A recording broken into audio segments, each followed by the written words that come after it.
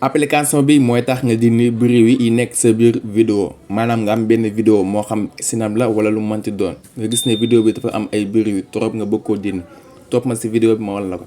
application bi noise réduire la tudd boo ko téléchargé pare nga ouvrir ko moo nekk ni da nga koy ouvrir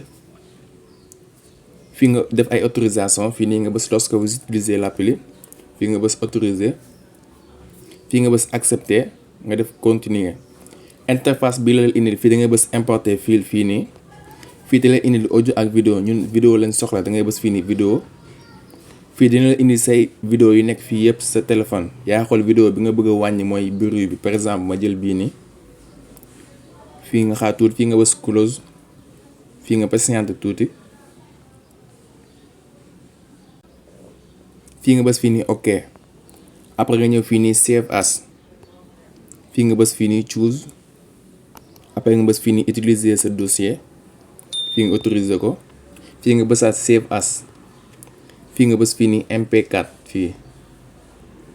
nga bës fii nii ok instant nii benn copie beneen vidéo la koy indil par exemple boo demee sa galerie da ngay gis ne vidéo bu njëkk bi moo nekk nii deuxième bi moo nekk nii lii moo nekkoon vidéo bi ciao à la prochaine.